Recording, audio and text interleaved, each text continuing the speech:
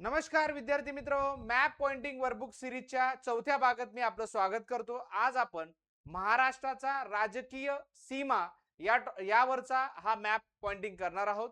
तर चला आजच्या या मॅप पॉइंटिंगला आपण सुरुवात करूया।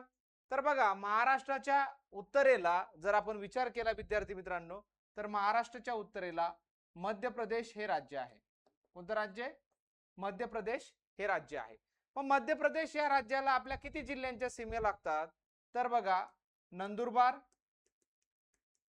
त्यानंतर धुळे, त्यानंतर जळगाव, त्यानंतर बुलढाणा,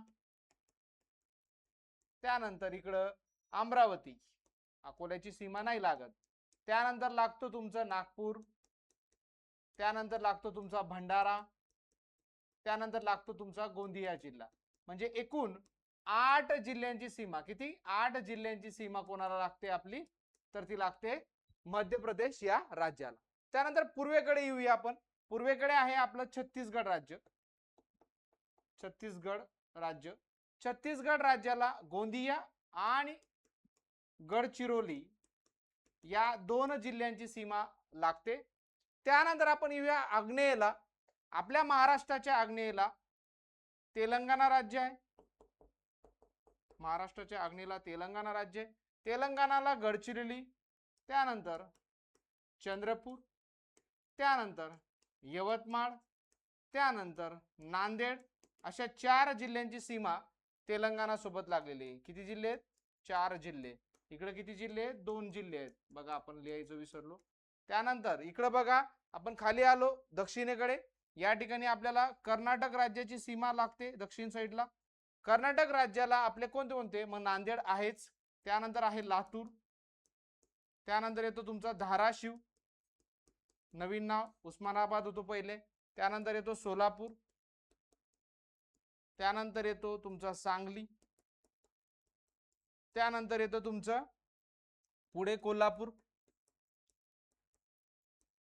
मोठो, त्यानंतर येते तुमचं सिंधुदुर्ग। बघा, म्हणजे टोटल 7 जिल्हे आहेत की ज्यांची सीमा कर्नाटक राज्यासोबत लागून आहे। त्यानंतर आपण जाऊया दक्षिणेकडे। मग दक्षिणेला सिंधुदुर्गला पुन्हा गोवा हे एकमेव राज्य, म्हणजे 1 जिल्ह्याची सीमा सिंधुदुर्गची आपली फक्त लागते। त्यानंतर आपण वायव्य दिशेकडे येऊया। वायव्येकडे आपल्याकडे गुजरात राज्य आहे। मग गुजरात राज्याला नंदुरबार, धुळे, त्यानंतर नाशिक, त्यानंतर पालघर। मग इथं सुद्धा 4 जिल्ह्यांची सीमा आपली गुजरात सोबत लागून आहे। 4 जिल्ह्यांची सीमा आपली गुजरात सोबत लागून आहे। त्यानंतर इथं जर आपण पाहिलं तर इथं दादरा नगर हवेली आहे। दादरा नगर हवेली आणि दीव दमन असं एकत्रित नाव आहे, पण मी तेवढंच लिहितो। तर त्याला फक्त एक जिल्ह्याची सीमा दादरा नगर हवेलीला लागते।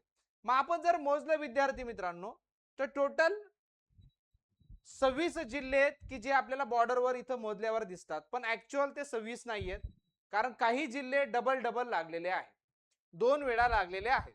मग असे 2 वेळा म्हणजे काय की 2 राज्यांना त्यांची सीमा लागलेली आहे। 2 वेळा म्हणजे इन द सेन्स 2 राज्यांना त्यांची सीमा लागलेली आहे। मग कोणते असे जिल्हे आहेत की ज्यांची सीमा 2 राज्यांना लागलेली आहेत? मग मी ते राऊंड अप करतो त्यांना, बघा गोल करतो मी त्यांना। असे कोणते 2 आहेत? बघा, आपण बघू शकतो इकडं हा नंदुरबार आहे बघा, ठीक आहे। त्यानंतर आपण इकडं जाऊ शकतो, धुळे पण आहे बघा, मध्य प्रदेश गुजरात, नंदुरबार मध्य प्रदेश गुजरात। त्यानंतर इकडं गोंदिया बघा, हा तो पण मध्य प्रदेश आणि छत्तीसगड आहे। गडचिरोली बघा, छत्तीसगड आणि तेलंगणा आहे। नांदेड बघा, तेलंगणा आणि कर्नाटक आहे। आणि सिंधुदुर्ग बघा, गोवा आणि कर्नाटक आहे। म्हणजे या जिल्ह्यांच्या सीमा या 2 राज्यांना लागून आहेत। त्यामुळे टोटल महाराष्ट्राचा जर आपण विचार केला तर 20 जिल्हे असे आहेत की ज्यांच्या सीमा इतर राज्यांसोबत भिडलेल्या आहेत। काय? 20 जिल्हे असे आहेत की ज्यांच्या सीमा इतर राज्यांसोबत भिडलेल्या आहेत। आणि उरले आपले किती मग? 16 जिल्हे ज्यांची सीमा कोणत्याही राज्याला लागत नाही। मग असे कोणते जिल्हे आहेत की ज्यांची सीमा कोणत्याही राज्याला लागत नाही? मग ते बघणार आहेत आपण। बघा, मग इकडं वर्धा आहे, त्याची सीमा लागत नाही। इकडं अकोला आहे, इकडं वाशिम आहे, ओके, इकडं हा हिंगोली आहे, ठीक आहे. त्यानंतर हा परभणी आहे, त्यानंतर हा तुमचा या ठिकाणी सॉरी जालना आहे, त्यानंतर हा बीड आहे, त्यानंतर हा तुमचा संभाजीनगर, छत्रपती संभाजीनगर आहे बघा, छत्रपती संभाजीनगर आहे. त्यानंतर हा येतो तुमचा अहिल्या देवीनगर, अहिल्यानगर. त्यानंतर इकडे येतो तुमचा पुणे, इकडे आहे सातारा.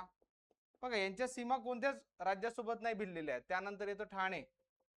त्यानंतर इथं आपण जर बघितलं, हे थोडंसं मी रब करतो, या ठिकाणी जर आपण बघितलं तर हा मुंबई उपनगर, याची सीमा कोणत्याही राज्याला लागत नाही, आणि मुंबई शहर याची सीमा कोणत्याही राज्याला लागत नाही. त्यानंतर येतो तुमचा रायगड, त्यानंतर येतो तुमचा रत्नागिरी, याची सीमा कोणत्याही राज्याला लागत नाही.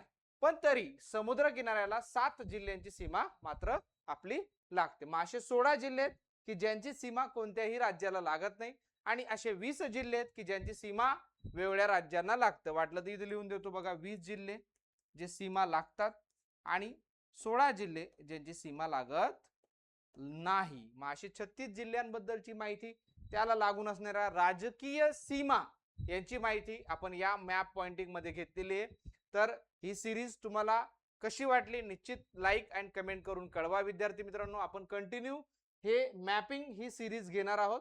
सो मॅप वर्कबुक या पुस्तकावर आधारित ही आपली सिरीज आहे. हे पुस्तक तुमच्याकडे असू द्या, म्हणजे आपण जेवढे की 100-125 मॅप्स घेणार आहोत त्या मॅप्स मधून संपूर्ण महाराष्ट्र आणि भारताच्या भूगोलची तयारी आपण करून घेणार आहोत. सो आजसाठी इथंच आपण थांबूया. धन्यवाद.